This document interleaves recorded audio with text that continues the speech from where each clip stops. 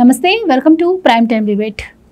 YCP తాను తీసుకున్న గొంతులో తానే పడిందా అంటే అవుననే అనిపిస్తోంది. ఎందుకు అంటే రాష్ట్రంలో పట్టుబడ్డ కల్తీ మద్యాన్ని ప్రభుత్వం మీద రుద్దేందుకు రకరకాల ప్రయత్నాలు చేసింది. కానీ అవన్నీ కూడా ఇప్పుడు బూమరాంగ్ అయిపోయినట్టు కనిపిస్తోంది.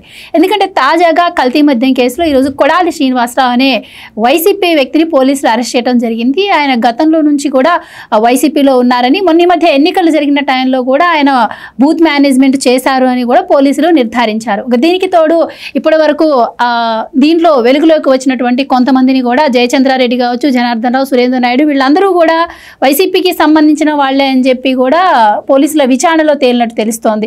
మరి ఏంటి ఎక్సైజ్ దాడుల్లో పట్టుబడ్డటువంటి కల్తీ మద్యం, ఇది ఏ విధంగా చంద్రబాబు గారికి, లోకేష్ గారికి సంబంధం ఉన్నట్టు స్వయంగా జగన్మోహన్ రెడ్డి గారే మాట్లాడడం అనే ప్రశ్న ఇప్పుడు ప్రజల్లో ఉత్పన్నమవుతుంది. దీని తర్వాత మరి ఇప్పటి వరకు ఉన్న లిక్కర్ స్కామ్ని పక్కుతావ పట్టించేందుకే ఇలాంటి ప్రయత్నాలు జరుగుతున్నాయన్న చర్చలు కూడా నడుస్తున్నాయి. ఓవరాల్గా మరి అసలు ఈ కల్తీ మద్యం స్కామ్లో మరి ఎవరెవరిని అరెస్ట్ చేశారు, ఇంకెంతమంది ప్రమేయం ఉంది, అలాగే దీని వెనుక ఉన్నటువంటి పెద్దలు కూడా బయటికి రావాల్సిన అవసరం ఉంది అంటున్నారు. ఉంటే ఒకవేళ ఆ పెద్దలు ఎవరు? సో దీనికి సంబంధించి ఫుల్ డీటెయిల్స్ ఈరోజు డిబేట్లో తెలుసుకుందాం. మనతో పాటు డిబేట్లో పార్టిసిపేట్ చేసేందుకు స్టూడియోలో ఉన్నారు సీనియర్ జర్నలిస్ట్ సత్యమూర్తి గారు, అలాగే మరో senior journalist doctor Durga Vadlamani గారు. నమస్కారం సార్. నమస్కారం మేడం. సార్, ఎక్సైజ్ అధికారులు వాళ్ళ తనిఖీల్లో భాగంగా కల్తీ మద్యాన్ని గుర్తించారు. అసలు ఇలా అది బయటకు వచ్చిందో లేదో అలా జగన్మోహన్ రెడ్డి గారే బయటకు వచ్చేసి కల్తీ మద్యం వెనకాల చంద్రబాబు గారు అలాగే లోకేష్ గారు ఆధ్వర్యంలోని ఇదంతా నడుస్తుందని పవర్ పాయింట్ ప్రజెంటేషన్ ద్వారా ఆయన చూపించారు. సో ఏ విధంగా చూడొచ్చు అంటారు? అసలు నిజంగా 3500 దాకా లిక్కర్ స్కామ్ జరిగింది, కోట్ల దాకా అని చెప్పి ప్రభుత్వం చెప్తోంది. దానికి సంబంధించి ఇప్పటివరకు ఒక్క పవర్ పాయింట్ ప్రజెంటేషన్ లేదు, ఒక్కరు కూడా బయటకు వచ్చింది. జస్ట్ కల్తీ మద్యం గురించి అధికారులు పట్టుకుంటే ఈ విధంగా జగన్మోహన్ రెడ్డి గారు ఏం జరుగుతుంది రాష్ట్రంలో? అసలు ఎవరిది తప్పు, ఎవరిది ఒప్పు? మామూలుగా అడవిలో జంతువులు ఉంటాయి కదా, కొన్ని జంతువులు చచ్చిపోతే ఆ నక్కలు వెళ్ళి మొత్తం ఆ బాడీని తింటాయి.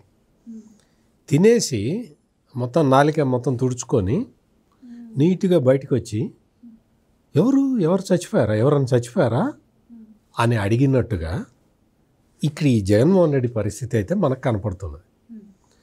మొత్తం కుంభకోణాలు చేసి అక్రమంగా మద్యాన్ని అంటే ఒక ఏరులై పారించి కేవలం డబ్బులు మాత్రమే ఇవ్వాలి, నో డిజిటల్ ట్రాన్సాక్షన్స్ అనే పెట్టి ఇన్ని చేసి 3500 కోట్లు దుబాయ్కి తరలించి దాని మీద ఎన్ఫోర్స్మెంట్ డైరెక్టరేట్ దాడులు చేసి ఆధారాలు పట్టుకు ఇన్ని జరుగుతూ ఉంటే ఆ డెడ్ బాడీలని పీక్కు తిన్న నక్కొచ్చి మొత్తం మూతి అంతా తుడుచుకొని ఇక్కడ ఎవరు చనిపోయారే, ఎవరు లేరే ఇక్కడ అని మాట్లాడినట్టుగా అమాయకంగా అసలు ఎంతో ఒక హావభావాలు, తను ఒక అమాయకుల్లాగా తన ప్రభుత్వ హయాంలో అసలు మద్యం అంటే ఏంటి అని అడిగే రీతిలో ఇతని వేషాలు చూస్తూ ఉంటే, అతని మాటలు వింటూ ఉంటే నిజంగా ఎదురుగా కూర్చొని ఉన్నారు. మొత్తం ఆయన జగన్మోహన్ రెడ్డి మీటింగ్ పెట్టాడు నిన్న జిల్లా అధ్యక్షులతో. మొత్తం మీటింగులో ముందు వరుసలు అందరూ రెడ్లే. మీరు కావాలంటే ఆ ఫోటో చూడండి. అంటే అదొక రెడ్ల కూటమి. ఆ రెడ్ల కూటమినే అట్ట ఎదురుగా పెట్టుకొని వాళ్ళకి ఏం చెప్పినా వాళ్ళు సపోర్ట్లు కొడతారు. ఎందుకంటే వాళ్ళందరూ కూడా ఇదే కుంభకోణాల్లో ఉన్నారు కదా. ఒక్కొక్కడు ఏ వైసీపీ నాయకుడి చిట్టా తీసినా కానీ ఆడొకడు ఇసుక దోచుకున్నోడు ఉంటాడు, ఒకడు మద్యం అమ్మినోడు ఉంటాడు, ఒకడు భూములు కబ్జా పెట్టినోడు ఉంటాడు, ఒకడు మర్డర్లు చేసినోడు ఉంటాడు, ఒకడు మొత్తం తెనాలి అయితా నగర్లో చూసాం కదా, ఆడొకడు గోల్డ్ చైన్లు బిక్కొని పోయేవాడు. వాడికి సింపతి, పిల్లగాడి మీద కేసులు ఉండవా, పిల్లల మీద కేసులు ఉండక ఎవరి మీద ఉంటాయి అని ఆ ఐతానగర్ బ్యాచ్కి సపోర్ట్ చేసి వచ్చాడు కదా. అంటే ఇటువంటి హార్డ్ కోర్ ఈ క్రిమినల్స్ అందరూ ఒక చోట. ఈ కొడాలి శ్రీనివాసరావు అనే వ్యక్తి ఎవరు పడ్డుపడ్డారో ఆయన కూడా తెనాలి ఐతానగర్లోనే ఉంటారంట. బ్యాచ్ మొత్తం మీకు అక్కడ వైసీపీ లీడర్ ఉంటాడు, కంటెస్టెంట్ ఎమ్మెల్యే, మాజీ ఎమ్మెల్యే, అంత ముందర ఎమ్మెల్యేగా చేశాడు, మొన్న ఓడిపోయాడు ఎలక్షన్లో. వాళ్ళందరూ ఐతా నగర్ బ్యాచ్ అదంతా. ఈ ఐతా నగర్ బ్యాచ్ అంతా కూడా గంజాయి అమ్ముతాడు ఒకడు ఇప్పుడు చూసాం కదా, ఈ కొడాలి శ్రీనివాసరావు, ఈ బ్యాచ్ ఇవన్నీ మొత్తం ఇటువంటి నటోరియస్ క్రిమినల్స్ అందరూ కూర్చొని అయ్యో పాపం, అయ్యో ఇట్లా జరిగింది ఇట్లా అని అమాయకంగా మొహాలు పెట్టుకొని చెబుతూ ఉంటే ఒక్కొక్కసారి నాకే ఆశ్చర్యం వేస్తుంటుంది.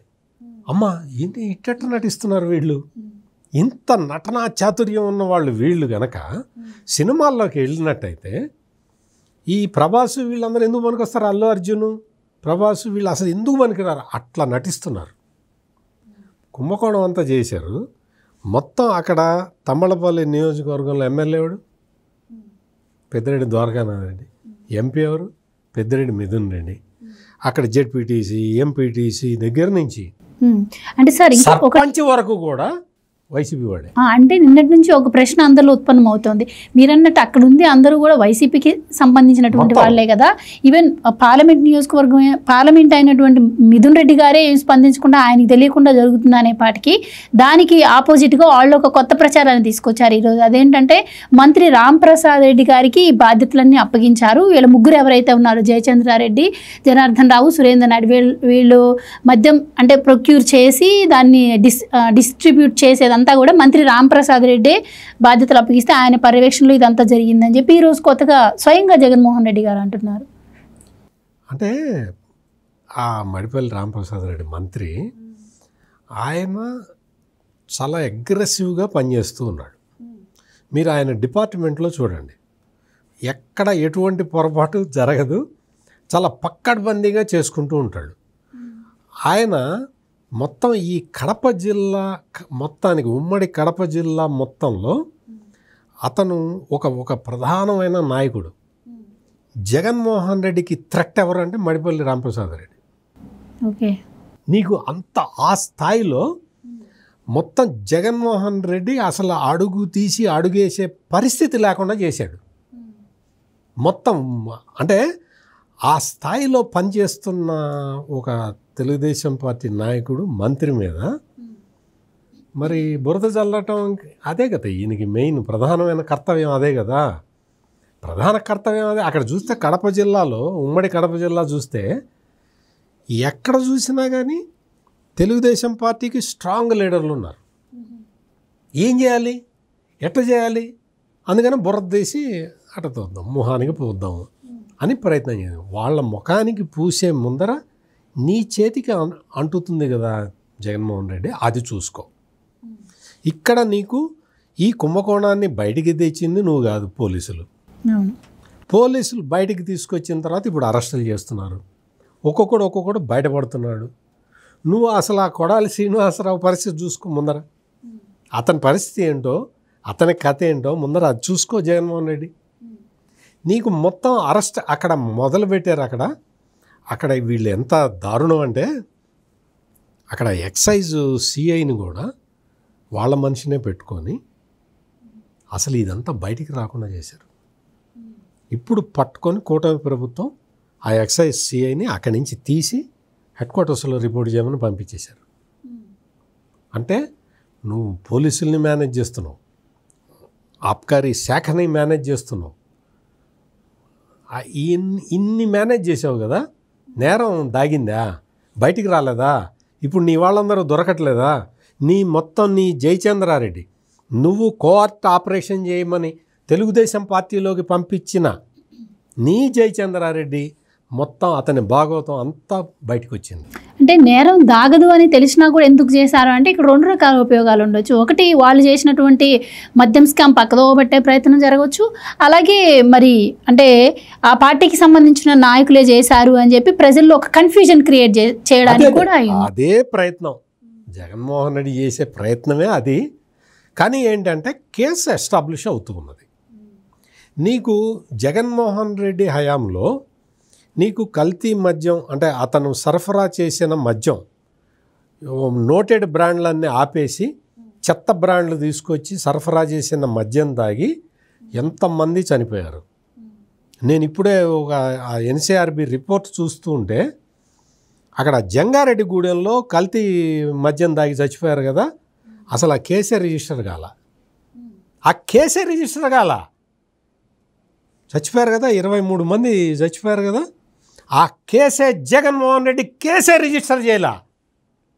ఇంత అమానుషంగా, ఇంత అమానవీయంగా, ఇంత దారుణంగా పరిపాలన చేసిన ఈ జగన్మోహన్ రెడ్డి ఈ రోజునొచ్చి అన్ని అభూత కల్పనలు, అబద్ధాలు ప్రచారం చేసుకుంటూ తిరుగుతున్నాడు.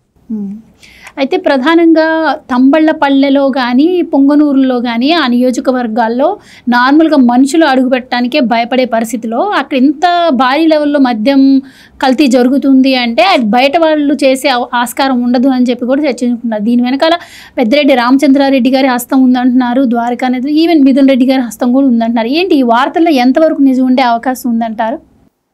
ఒకటండి, ఇప్పుడు మిథున్ రెడ్డి మొన్న బయటకు వచ్చాడు బెయిల్ మీద. మిథున్ రెడ్డి దేనికి అరెస్ట్ అయ్యాడు? ఆయన ఒక లిక్కర్ స్కామ్ కదా, భారతదేశ స్వాతంత్ర సమర పోరాటంలో పాల్గొని కాదు. ఎందుకు చెప్తున్నానంటే ఇప్పుడు వాళ్ళకి కసి ఏంటంటే మీరు వాళ్ళ ట్విట్టర్ వేదిక కానీ వాళ్ళ ఇది వైసీపీ హ్యాండిల్ చూసారంటే నారాసుర రక్త చరిత్ర అయిపోయింది. ఇప్పుడు నారాసుర కల్తీ సారా, నారావారి సారా, నారావారి సారా, నారావారి కల్తీ సారా ఇప్పుడు వాళ్ళ స్లోగన్ అది. అంటే ఇప్పుడు మీకు మొత్తం కళ్ళ కట్టినట్టు అర్థమై ఉండాలి. మిథున్ రెడ్డి చేయించింది ఇదంతా. అంటే నన్ను లిక్కర్ స్కామ్లో పంపించారు కాబట్టి చంద్రబాబు నాయుడు పేరు బదనాం చేయాలి, అది మెయిన్ మోటో. యాక్చువల్గా ఇందాక మిథున్ రెడ్డి వాళ్ళ నాన్నని అవమానించట్లే వస్తున్నా, అక్కడికే వస్తున్నా. అసలు వ్యక్తిని ఎట్లా అవమానిస్తాను? మీరు చెప్పింది కరెక్ట్. అంటే ఇప్పుడు మీరు మొన్న చూసారు, ఆయన జైల్లో ఉండగా పాప ఎదురుగుండా ఒక ఇల్లు తీసుకుని అంత దుఃఖించారు కదా పెద్దిరెడ్డి గారు. ఆ దుఃఖించిన పెద్దిరెడ్డి గారి మెయిన్ ఆయనదన్నమాట ఇదంతా కూడా. ఆయన బ్రెయిన్లోంచి పుట్టిన చైల్డ్ ఇది. ఆ చైల్డ్ని మిథున్ రెడ్డి ద్వారా, జయచంద్రారెడ్డి ద్వారా ఇంప్లిమెంట్ చేశారు. ఇందాక మనం మొన్నెప్పుడు కూడా మాట్లాడుకున్నాం, జయచంద్రారెడ్డి ఎవరు, ఎట్లా ఎలక్షన్స్ ముందు ఇందులోకి వచ్చాడు, ఎలా ఇప్పుడు కోవర్ట్గా మారాడు, ఇవన్నీ మనం మాట్లాడుకున్నాము. అయితే ఇక్కడ వాళ్ళు ఫెయిల్ అయింది మొత్తం ఎక్కడంటే, వాళ్ళు అనుకున్నారు జయచంద్రారెడ్డి ఇట్లా పట్టుబడినా కూడా ఇంత విషయం బయటకు వచ్చేస్తుంది వాళ్ళు కలలు కనలా. సో ఇవాళ తేటతెల్లం అయింది మొత్తం. ఈ కల్తీ మద్యం ఏదైతే ఉందో ఇది అసలు తెలుగుదేశానికి సంబంధం లేదు, కూటమికి సంబంధం లేదు, ఇది ఓన్లీ వైసీపీ వాళ్ళే చేశారు అనేది. కానీ నిన్న ఎంత బాగా పాపం జగన్మోహన్ రెడ్డి గారు ఒక పవర్ పాయింట్ ప్రజెంటేషన్లా ఇచ్చి, ఇది అసలు ఎక్కడా ఆయన పాప చాలా అమాయకుడు, అసలు మద్యం అంటే ఏంటి అనుకుంటాడేమో ఆయన పొరపాటున. పాపం అసలు మద్యం అంటే ఎలా ఉంటుంది మనకు తెలియదు కదా, వీళ్ళు ఏంటి ఇలా చేశారని. అందుకని అలాంటి వ్యక్తి నిన్న మాట్లాడుతూ ఉంటే ఏదో ధర్మపన్నాలు చెప్పినట్టుగా ఉంది ఎవరు నిన్న ఆయన మాట్లాడుతూ ఉంటే. అందుకని ఇవాళ జగన్మోహన్ రెడ్డి ఈ సారా మీద మాట్లాడి దీన్ని అంటే ప్రజలను ఒక ఇది తప్పుదారి పట్టించాలని అనుకున్నాడండి. ఏది ఏమైనా మిథున్ రెడ్డి గారి తండ్రి గారు దీంట్లో ఖచ్చితంగా ఉన్నారు. మీరు ఇందాక అన్నట్టుగా తంబళ్ళపల్లి కావచ్చు, లేకపోతే పుంగనూరు కావచ్చు, ఇవన్నీ కూడా ఎవరు అంటే శత్రు దుర్భేద్యం అంటాం చూడండి, కోటలు అట్లాగా దుర్భేద్యమైన ప్రాంతాలు అవి. చూడ్డానికి మామూలు ప్రాంతాలే, మనం కొత్తగా వెళ్ళాం అనుకోండి మనకేం అర్థం కాదంతా, అంతా బాగుంది కదా అనుకుంటాం. కానీ అక్కడ కొత్త వాళ్ళు ఎంట్రీ అయ్యాక ఎవడు ఏంటి అనేది వాళ్ళు బాగా అబ్జర్వ్ చేస్తారు. అందుకని అలాంటి చోట్ల తెలుగుదేశం వాళ్ళు వెళ్ళి కల్తీ సారా తయారు చేయడం ఏంటి? ఇప్పుడు మీకు అర్థమైందా మీరు అడిగిన దానికి? అసలు మీరు అన్నట్టుగా అసలు అక్కడికి వెళ్ళి ఈ జయచంద్రారెడ్డి అనేవాడు నిజంగా తెలుగుదేశం వ్యక్తి అయ్యి ఉంటే ఖచ్చితంగా చేయలేడు. కానీ అంతకుముందు మిథున్ రెడ్డితోటి పెద్దిరెడ్డితోటి సత్సంబంధాలు ఉన్నాయి. గతం నుంచి కూడా వాళ్ళు కల్తీ సారా చేస్తున్నారు, తయారు చేస్తున్నారు, అమ్ముతున్నారు. ఇప్పుడు ఈ 15 నెలలు కొంచెం చేశారేమో మనకు తెలియదు, బయటకు పెట్టలేదు వాళ్ళు. ఇప్పుడు చంద్రబాబు నాయుడు గారిని బదనాం చేయడం కోసం కొత్తగా దీన్ని తెర మీదకి తీసుకొచ్చారు. అయితే వాళ్ళ దురదృష్టం కొద్దీ ఏమైందంటే ఎక్సైజ్ శాఖ గత 5 సంవత్సరాలు నిద్రపోతున్న ఎక్సైజ్ శాఖ ఇప్పుడు మేల్కొని ఈ ప్రభుత్వ హయాంలో వాళ్ళు దీన్ని బయటకు తీయడంతో ఇవాళ వైసీపీ వాళ్ళు ఉలిక్కిపడి వెంటనే వైసీపీ తరఫున పాపం జగన్మోహన్ రెడ్డి గారు ఒక ఎక్స్ వేదికగా పోస్ట్ చేసేసి నిన్న వెంటనే అందరినీ సమావేశపరిచేసి మొత్తం దాని మీద ఒక వివరణ ఇచ్చేసి ఇన్ని చేసేసాడు ఆయన. ఇందాక వారు చెప్పినట్టుగా 29 మంది చచ్చిపోతే పట్టించుకోవాలి, అక్కడ ఏమీ లేదు, కల్తీసారా తాగలేదు ఎవరు చచ్చిపోలేదు, లేకపోతే 23 మంది చచ్చిపోలేదు. పెద్ద ఇదేందండి అన్నాడు జోగి రమేష్ అయితే చేస్తే చచ్చారన్నాడు, ఇంకా ఏడుస్తారు ఎందుకని అడిగాడు. అంటే అది వాళ్ళ హయాంలో వాళ్ళు చేసింది. కాబట్టి ఇవాళ మిథున్ రెడ్డి పెద్దిరెడ్డి చేసిన దానికి జయచంద్రారెడ్డి మరి వాళ్ళతో పాటు ఉన్నాడు కాబట్టి అనుభవించాలి అంతే.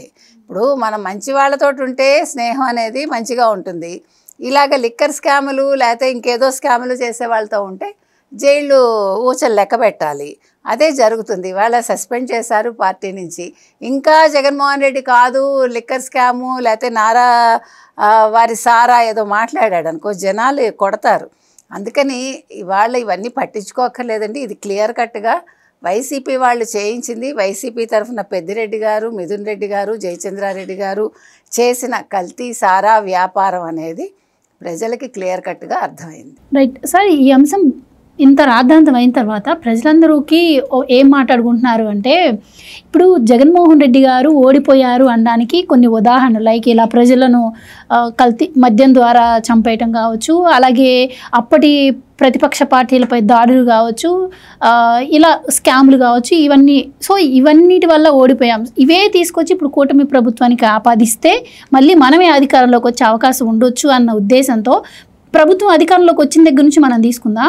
అప్పట్లో చంద్రబాబు గారిని అరెస్ట్ చేసినప్పుడు అందరూ ఒకటి అనుకున్నారు, నేనేదో జైల్లో ఉండొచ్చిన వ్యక్తి అని చెప్పి ప్రచారంలో ఇది ఒక అస్త్రంలాగా నన్ను వాడుకుంటున్నారు. సో ఆపోజిట్ పర్సన్ కూడా నా దగ్గర అధికారం ఉంది కాబట్టి అరెస్ట్ చేస్తే నేను కూడా ఇద్దరం సమానం అవుతాం కదా అన్న ఉద్దేశంతోనే బాబు గారు అరెస్ట్ చేసి ఉండొచ్చు అని చెప్పి అప్పుడు ఒక చర్చ కూడా నడిచింది. లైక్ నిన్నటికి నిన్న తీసుకుంటే అంబేద్కర్ విగ్రహం ఏదో పక్కన పూరి గుడిసె తగలబడి అది వచ్చి విగ్రహానికి అంటుకొని సగం లేదు అక్కడ స్థానిక నాయకులు ఈ పని చేయించారు అని చెప్పి ప్రచారం. సో ఇప్పుడు పట్టుబడిన ఈ కల్తీ అంశం ఎలా చూడొచ్చు అంటారు? నిజంగానే ఇది జగన్మోహన్ రెడ్డి గారు బిహేవియర్ మీకేమనిపిస్తుంది? జగన్మోహన్ రెడ్డి ముఖ్యమంత్రిగా ఉన్న టైంలో ప్రత్యేకత ఏంటి అంటే, చాలా ప్రత్యేకత ఉంది జగన్మోహన్ రెడ్డికి. నేరం చేసిన వాడిని వదిలేస్తాడు, నేరం చెయ్యని వాడిని అరెస్ట్ చేస్తాడు. అది జగన్మోహన్ రెడ్డి ప్రత్యేకత. సపరేట్గా ఐపీసీ రాసుకున్నాడు, దాన్నే రాజారెడ్డి రాజ్యాంగం అంటారు. అందులో ఏంటి అంటే, నేరం చేసిన నువ్వు నేరం చేసావా శభాష్ దగ్గర రా, నువ్వు నేరం చేయలేదా పో, నిన్ను పోలీసులు అరెస్ట్ చేస్తారు. అంటే నేరం చేయాలి, నేరస్తుల సామ్రాజ్యాన్ని సృష్టించుకున్నాడు. ఇప్పుడు ఏంటి అంటే, కూటమి ప్రభుత్వం అధికారంలోకి వచ్చిన తర్వాత జరుగుతున్నది ఏంటంటే, నేరం చేసావా, నువ్వు నా పార్టీ వాడివైనా నిన్ను నేను ఉంచను, నిన్ను జైల్లో వేస్తా. నువ్వు నా పార్టీ వాడివైతే ఏంటి, నేరం చేసావా చేయలేదా, కమాన్ పోలీసులు అరెస్ట్ చేయండి అని చెప్తున్నారు. ఇది ఎంత బాధాకరంగా ఉంటుంది జగన్మోహన్ రెడ్డికి. నేరం చేస్తే అరెస్ట్ చేస్తారా అని అడుగుతున్నాడు పాపం. నేరం చేశాడు పాపం, ఏదో తండ్రి లేని బిడ్డ, 1,00,000 కోట్లు సంపాదించుకున్నాడు, అందుకే అరెస్ట్ చేసి 16 నెలలు జైల్లో పెడతారా, ఏం మనుషులండి మీరు అని అడుగుతున్నాడు జగన్మోహన్ రెడ్డి. ఇప్పుడు అది జరుగుతున్నది ఇక్కడ. మీకు మొత్తం ఈ లిక్కర్ కుంభకోణం మనం అంతా చూసాం కదా, ఇంతమందిని అరెస్ట్ చేశారు, జైళ్ళలో పడేశారు, కోర్టులు దాకా వెళ్ళినా కోర్టులు రిలీఫ్ ఇవ్వలేదు, ఇంత జరుగుతూనే ఉంది కదా. దాన్ని ఎట్లా సైడ్ ట్రాక్ చేయాలి, అంటే గుర్తొచ్చాడు తమ్మలపల్లి ఎమ్మెల్యే పెద్దిరెడ్డి ద్వారకానాథ్ రెడ్డి, వాళ్ళ అన్న పెద్దిరెడ్డి రామచంద్రారెడ్డి, నిన్న మొన్నటిదాకా జైల్లో ఉండి వచ్చిన పెద్దిరెడ్డి మిథున్ రెడ్డి. మరి ఏంటి కథ ఏంటి అంటే, ఎందుకన్నా మన ఆదాయం మనకు వస్తున్నది కదా, గవర్నమెంట్ మారితే ఏముంది అని అనుకున్నట్టున్నారు. వాళ్ళు ఏం చేశారంటే, వాళ్ళు గవర్నమెంట్ మారినా మనమైతే ఈ అక్రమ మద్యాన్ని తయారు చేస్తూనే ఉన్నాం, డిస్ట్రిబ్యూట్ చేసుకుంటూనే ఉన్నాం కదా, మనకేమీ లోటు లేదు కదా అన్న ఉద్దేశంలో ఇన్ని రోజులు ఉంటే, అక్కడ ఇందాక నేను చెప్పాను కదా, ఎక్సైజ్ సిఐని లోబరుచుకొని ఈ పనులన్నీ చేశారు. నీకు ఎప్పుడైతే ఆ స్పెషల్ టాస్క్ ఫోర్స్ వాళ్ళు వచ్చి ఎక్సైజ్ టాస్క్ ఫోర్స్ వాళ్ళు దాడి అది చూశారో, గమనించారు, మొత్తం దొరికింది. అమ్మ ఇటు దొరికారు, మొత్తం ఇదంతా పెద్దిరెడ్డి సైన్యం, ఇదంతా తమ్మలపల్లి పొంగనూరు సైన్యం. ఇది వీళ్ళకి విజయవాడలో కనెక్షన్ ఉంది, వీళ్ళకి తెనాల్లో కనెక్షన్ ఉంది, వీళ్ళకి తాడేపల్లి ప్యాలెస్తో కూడా కనెక్షన్ ఉండి ఉండవచ్చు అన్న ఉద్దేశంతో అక్కడ నిఘా వేసి మొత్తం పట్టుకున్నారు. పట్టుకుంటే ఆ జయచంద్రారెడ్డి అనేవాడు తెలుగుదేశంలో ఉన్నాడని అర్థమైంది. వెంటనే ఈ విషయం ముఖ్యమంత్రికి తెలియగానే తీసేసేయండి పార్టీలో నుంచి అన్నాడు. పార్టీ రాష్ట్ర అధ్యక్షుడు పల్లా శ్రీనివాస అతన్ని డిస్మిస్ చేసి అవతల పడేశాడు. ఇది జరిగింది. ఈ తరహాలో బయటికి వస్తుంది అని ఎక్స్పెక్ట్ చేయలేదు వీళ్ళు. బయటికి రావటానికి ముందే అంటే పోలీసులు పట్టుకున్నారు, ఎక్సైజ్ పోలీసులు పట్టుకున్నారు అని తెలియంగానే మొత్తం ఈ ప్రభుత్వం మీద దుష్ప్రచారం మొదలుపెట్టాడు. అసలు చాలా చండాలమైన ప్రచారం మొదలుపెట్టాడు. ఇది లిక్కర్కి సంబంధించింది. ఇందాక మీరు అంబేద్కర్ విగ్రహం గురించి చెప్పారు కదా, అది వాడు అక్కడ ఆ మొత్తం పక్కనున్న పూరి గుడిసెని తగలబెట్టించిందే వైసీపీ నాయకుడు, వాడు సర్పంచ్, అక్కడ ఉన్న సర్పంచ్. పట్టుకున్నారు, మొత్తం కాల్ డేటా మొత్తం తీశారు, అతను ఎవరెవరితో మాట్లాడారో మొత్తం తీశారు, దాన్ని ఎట్లా వాడుకున్నాడు, పైకి అతనికి ఎవరి దగ్గర నుంచి ఇన్స్ట్రక్షన్స్ వచ్చినాయి అంటే ఈ ఇష్యూని, అంబేద్కర్ విగ్రహానికి అపచారం జరిగిందన్న ఇష్యూని ఒక జాతీయ స్థాయిలో దీని మీద క్యాంపెయిన్ చేసి కూటమి ప్రభుత్వాన్ని ఎట్లా బదనాం చేయాలన్న పెద్ద స్కెచ్ వేసి కూర్చున్నారు అందరు వైసీపీ వాళ్ళు.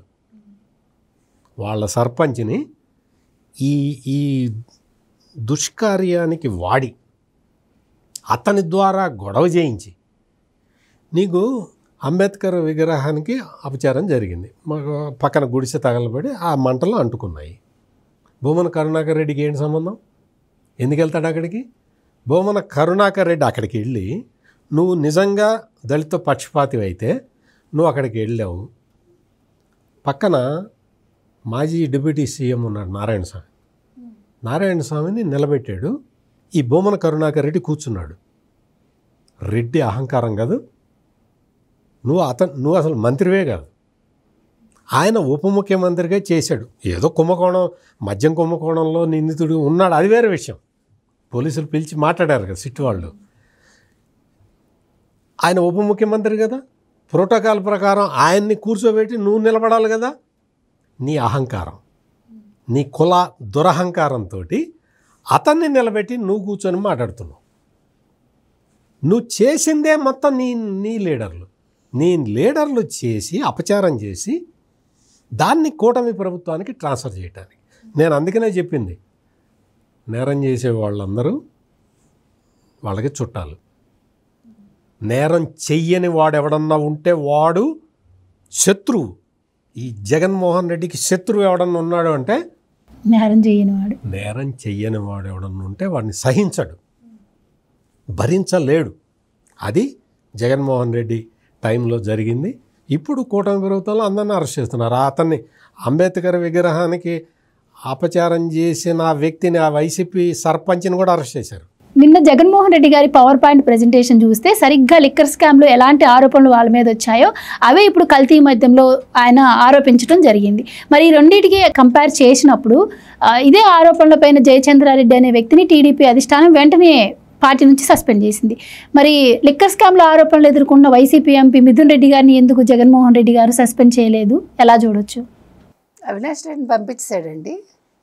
అవినాష్ రెడ్డి ఇంట్లోనే ఉంటాడు. మరి అదే బాబాయ్ హత్య, అవినాష్ రెడ్డి పక్కన ఉన్నాడు, ఏ8 పంపించాడా? పోనీ అవినాష్ రెడ్డి అంటే నేరం ఒప్పుకోలేదు కానండి, ఎమ్మెల్సీ అనంతబాబు నేరాన్ని ఒప్పుకున్నాడుగా. ఒప్పుకొని దళితుడండి, పాపం దళితులంటే మాకు ఇష్టం కదా, అందుకని ఎమ్మెల్సీ అనంతబాబు మరి దళిత డ్రైవర్ని హత్య చేశాడు కదా, అందుకని అది మాకు ఇష్టమైన పని చేశాడు కాబట్టి పక్కన పెట్టుకుంటాం.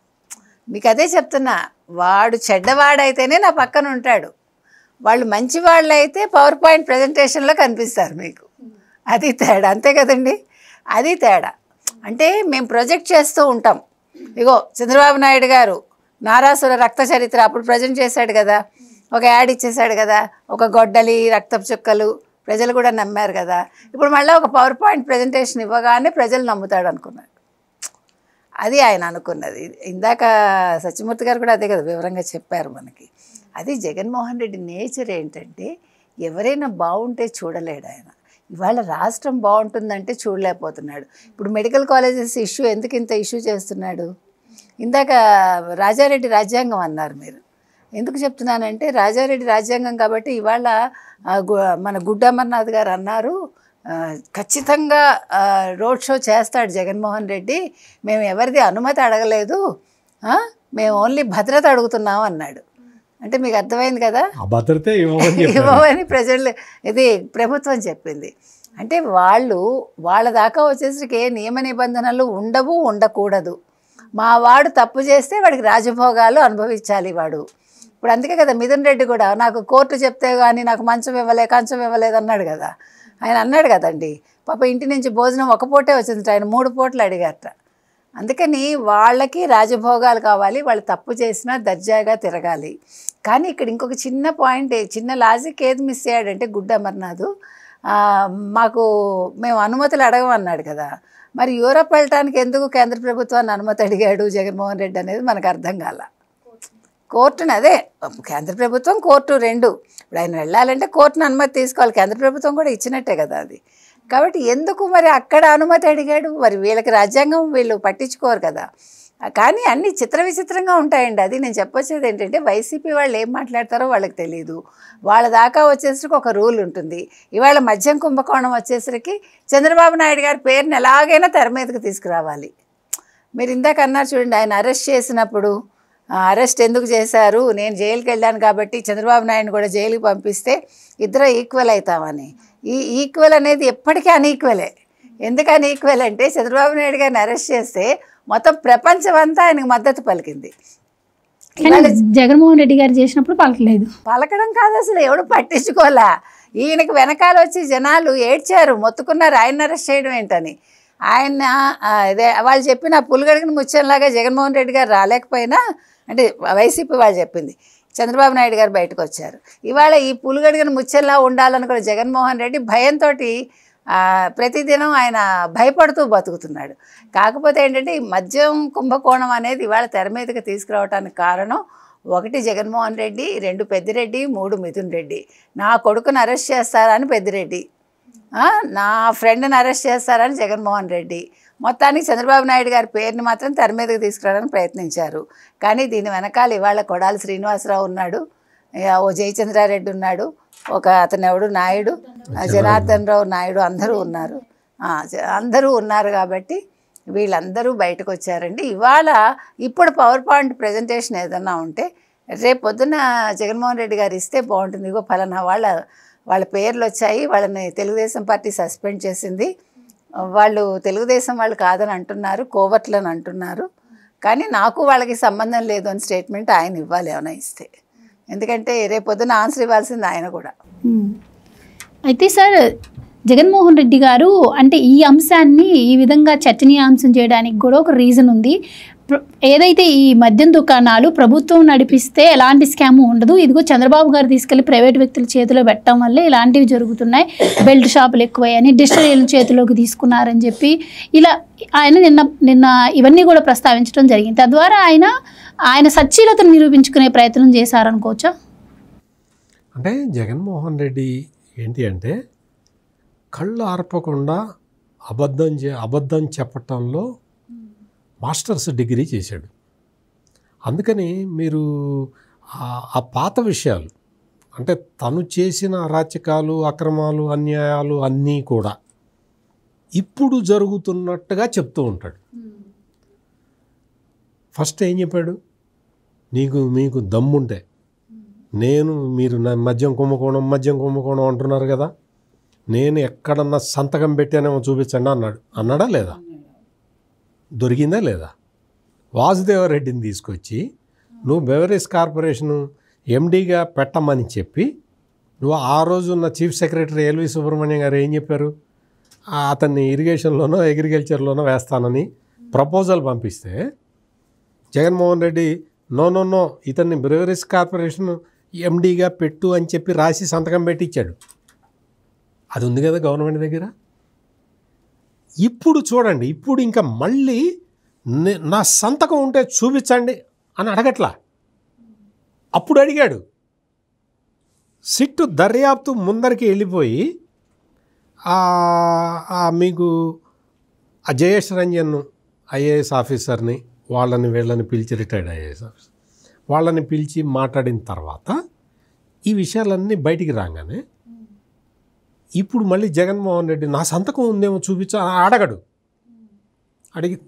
అంటే ముందర అడిగాడు, తర్వాత అది బయటికి రాగానే ఆ పాయింట్ మీద సైలెంట్ అవుతాడు. ఇప్పుడు ప్రభుత్వ దుకాణాలతో నేను నడిపాను అంటున్నాడు. ప్రభుత్వ దుకాణాల్లో ఏం నడిపావు, ఏం చేసావు? ప్రభుత్వ దుకాణాల్లో పెద్దిరెడ్డి మిథున్ రెడ్డి మనుషుల్ని పెట్టి నువ్వు దుకాణాలు నడిపావు. అందులో ఉన్న అవుట్సోర్సింగ్ పర్సన్స్ అందరూ కూడా పెద్దిరెడ్డి మిథున్ రెడ్డి కంపెనీకి సంబంధించిన ఎంప్లాయీస్. వాళ్ళు ప్రభుత్వ ఉద్యోగులు కారు కదా. అబ్కారీ శాఖ టెస్ట్ పెట్టి వాళ్ళని రిక్రూట్ చేసుకుంటే వాళ్ళకి పే స్కేల్ ఇస్తే వాళ్ళు ప్రభుత్వ ఉద్యోగులు. నువ్వు చెప్పినట్టు వాళ్ళు వినరు. నువ్వు ఈ 10 బాటిల్స్ అమ్మి చేరెడ్డి భాస్కర్ రెడ్డికి ఇచ్చిరాబో, ఈ 10 బాటిల్స్ అమ్మి భువన కరుణాకర్ రెడ్డి ఇచ్చిరాబో అంటే వాళ్ళు వినరు. ప్రభుత్వ ఉద్యోగస్తులు కదా. ఈ 10 బాటిల్స్ అమ్మి పెద్దిరెడ్డి మిథున్ రెడ్డికి ఇవ్వపో అంటే ఆడెళ్ళి ఇచ్చొస్తాడు. ఎందుకు? పెద్దిరెడ్డి మిథున్ రెడ్డి మనుషులు కాబట్టి. అంటే ప్రభుత్వ దుకాణాల్లో ప్రైవేటు వ్యక్తుల్ని పెట్టి అమ్మించాడు జగన్మోహన్ రెడ్డి. అందుకని ఈ విషయాన్ని మొత్తం రాష్ట్ర ప్రజలందరూ కూడా చాలా స్పష్టంగా గమనించాలి. అండ్ ఇంకొక విషయం సార్, మీకు గుర్తుండుంటే జగన్మోహన్ రెడ్డి గారు ప్రభుత్వం ద్వారా మద్య షాపులు రన్ చేసాం మేము పారదర్శకంగా అని చెప్పిన వ్యక్తి అసలు మద్యపాన నిషేధం చేస్తానన్న విషయం నిన్న మర్చిపోయినట్టున్నారు. మర్చిపోతాడు, కన్వీనియంట్గా మర్చిపోతాడు. కన్వీనియంట్గా మర్చిపోయి 60 రూపాయలు అమ్మాల్సిన మద్యం బాటిల్ని 270 రూపాయలు అమ్మాడు జగన్మోహన్ రెడ్డి. ఎందుకు అమ్మావు? 60 రూపాయల మద్యం బాటిల్ని 270 రూపాయలు ఎందుకు అమ్మావు చెప్పు. కానీ ఇంకొకటి, నిన్న ఆయన ఆరోపణ ఏం చేశారంటే ఊరూర 70,000కు పైన బెల్ట్ షాపులు ఓపెన్ చేశారు, అవి కూడా పోలీస్ ప్రొటెక్షన్తో పెట్టారు. అండ్ ఇంకేంటి అంటే ఈ వైన్ షాపుల పక్కనే వేరే షాపులు ఓపెన్ చేసి ఎంఆర్పి కంటే ఎక్కువ రేట్లకు అమ్ముతున్నారు, అంటే పర్మిట్ రూముల్లాగా అని చెప్పి ఆయన అంటున్నారు. దీనిలో జగన్మోహన్ రెడ్డి టైంలో ఏం జరిగిందో బ్రీఫ్గా మీకు ఒక 2 సెంటెన్సుల్లో చెప్తా. జగన్మోహన్ రెడ్డి ప్రభుత్వ దుకాణాలు పెట్టి ఆ ప్రభుత్వ దుకాణాల్లో పెద్దిరెడ్డి మిథున్ రెడ్డి మనుషుల్ని పెట్టి ఇవి అమ్మించాడు. అమ్మించి ఏంటి 200 చెప్పా కదా, 60 రూపాయలది 270 రూపాయలు అమ్మాడు. కరెక్ట్గా 10 ఈ ప్రభుత్వ దుకాణం బంద్ అవుతుంది. అందులో పనిచేసే వాళ్ళే ఈ బాటిల్స్ తీసుకెళ్ళి అనాథరైజ్డ్గా 300కి అమ్మేవాళ్ళు. 270ది 300కి అమ్మారు.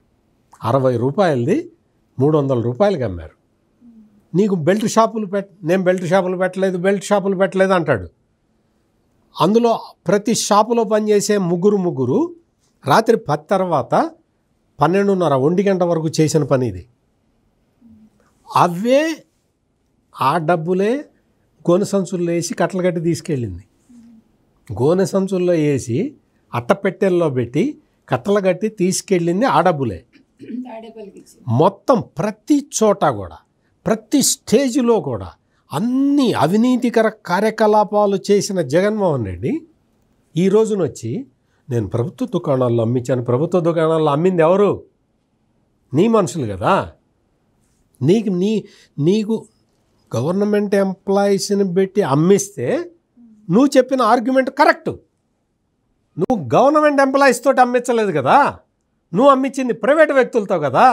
ఆ ప్రైవేట్ వ్యక్తులు రాత్రి 10 తర్వాత ఈ దుకాణం మూసేసి వాళ్ళ దుకాణాలు తెరిచారు కదా. ఆ రోజు బెల్ట్ షాపులు లేవు అని చెప్తాడు. పదే జగన్మోహన్ రెడ్డి అదే చెప్తున్నాడు. అందులో పనిచేసే 3 వ్యక్తులు తీసుకెళ్ళి బ్లాకులో అమ్మారు కదా.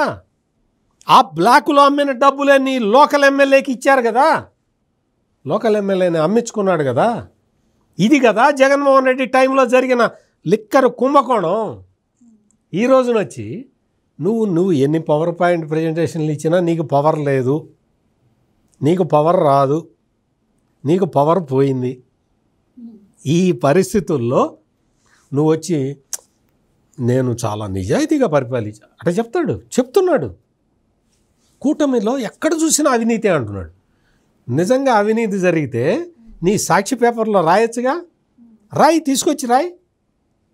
నువ్వు ఒక కుంభకోణం బయటకు తీసుకొచ్చి పెట్టు. ఊరికే ఈ అభూత కల్పనలు రాసుకుంటూ నీకు ఎక్కడ క్రెడిబిలిటీ లేదు. జగన్మోహన్ రెడ్డితో కలిసి ఇంకొక 2 ఛానల్స్, చాలా పెద్ద నెట్వర్క్ ఉన్న ఛానల్స్, ఆ 2 ఛానల్స్ కూడా వాటి క్రెడిబిలిటీ కూడా పోగొట్టుకుంటున్నాయి. ఇది పరిస్థితి. జగన్మోహన్ రెడ్డి చెప్పే మాటలు నమ్మటానికి ఆంధ్రప్రదేశ్ ప్రజలైతే మాత్రం సిద్ధంగా లేరు.